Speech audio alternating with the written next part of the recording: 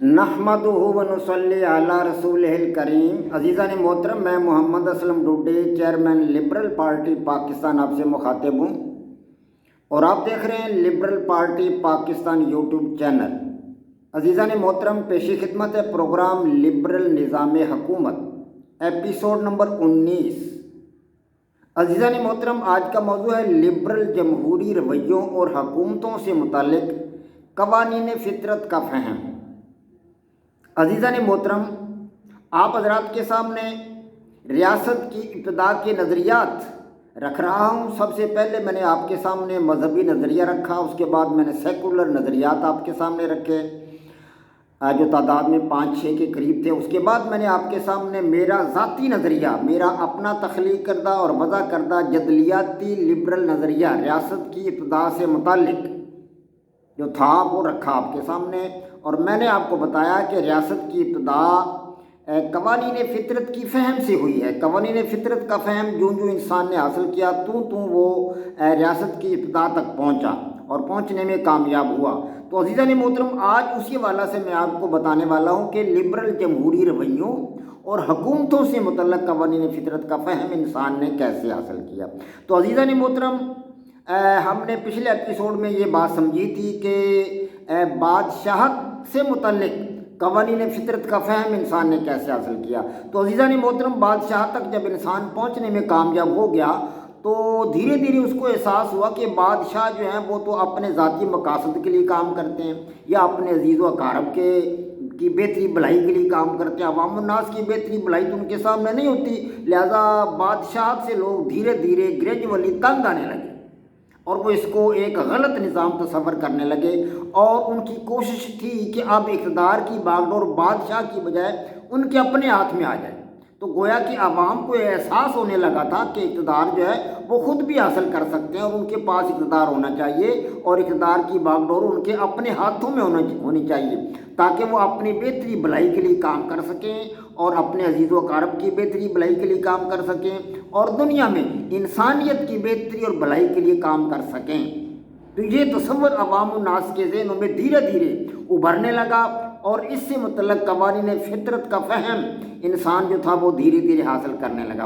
तो अब उनके सामने ये तसव्वुर था कि इक़्तिदार आला के लिए अवामी मंशा का तसव्वुर उनके ज़हनों में उभरने लगा। ये अवामी मंशा के मुताबिक हुकूमत होनी चाहिए और इसी तरह अवामी ख्वाहिशात के मुताबिक हुकूमत होनी चाहिए। ये तसव्वुरात उनके ज़हनों में उभरने लगे और इससे मुतल्लक़ कवानीन फ़ितरत का फ़हम उनको हासिल होने लगा।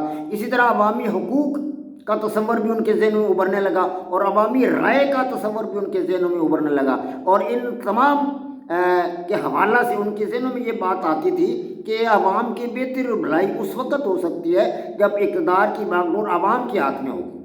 बस अवाम उन्नास ने कोशिश की, जलसे जुलूस निकाले, उस वक़्त के जो बादशाहतें थीं उनके ख़िलाफ़ जलसे किए, जुलूस निकाले, बड़े बड़े मतलब अपने इलाका के अंदर उन्होंने हड़तालें की और बहुत बड़े बड़े मतलब मुनज़्ज़म प्रोग्राम किए और बादशाहतों का जुआ उन्होंने अपने गर्दन से उतार फेंका और अवामी हुकूमतों की दाग बैल डाली गई।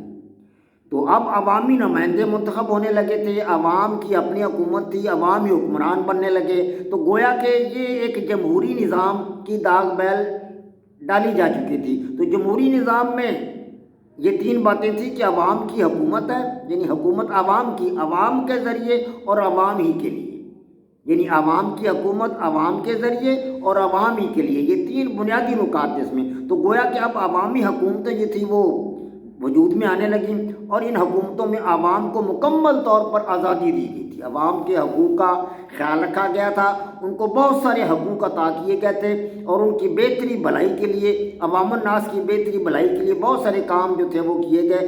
तहरीर व तकरीर की उनको आज़ादी दे दी गई थी, इजहार राय की उनको आज़ादी दे दी गई थी। हुक्मरान जो थे, जो बनते थे, वो अवामी नुमाइंदों ही में से बनते थे।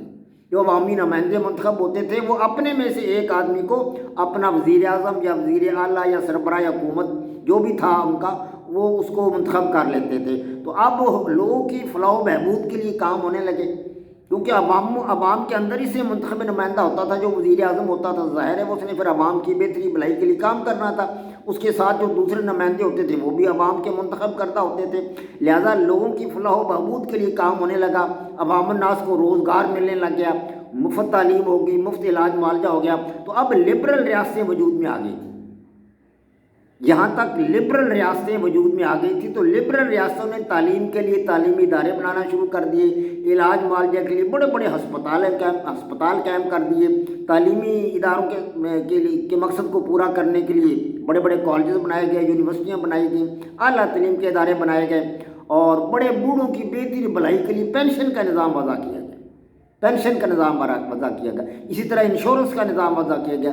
مطلب ہے مرنے کی صورت میں یا کسی کو چوٹ لگنے کی صورت میں یا کسی کا نقصان ہونے کی صورت میں انشورنس کا نظام لایا گیا، اور ملازمتوں کے لیے صنعتوں کا قیام عمل میں لایا گیا، اور عوامی بہتری اور بھلائی کے لیے بہت سارے اور بھی کام انجام دیے گئے، جن میں سے خاص پولیس کے نظام میں بہتری تھی، ٹریفک کے نظام کو منظم کیا گیا تاکہ حادثات کے اندر کمی آ جائے، آبپاشی کے نظام میں بہتری لائی گئی، بیماروں کے لیے اسپتالوں میں ایمبولینس کا انتظام کیا گیا. تو اب اس طرح کے انتظامات کیے جانے لگے جو عوامی فلاح و بہبود اور بہتری کے ساتھ تعلق رکھتے تھے. تو اس طرح عوام کا بھلا ہونے لگا، ان کی بہتری ہونے لگی، اور ان کے مسائل ان کے گھر کی چوکھٹ پر آ کر حل ہونے لگے.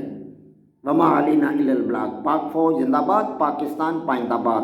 عزیزان محترم، یہ تھا ایک سکیچ تھا جو میں نے آپ کے سامنے رکھا ہے کہ ریاست کا وجود کس طرح عمل میں آیا، ریاست کی ابتدا کا نظریہ کیا تھا.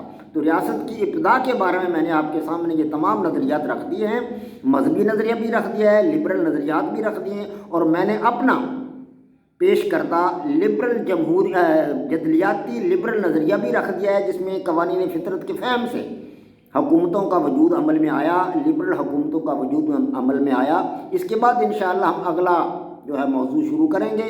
وما علینا الا البلاغ. پاک فوج زندہ باد، پاکستان پائندہ باد.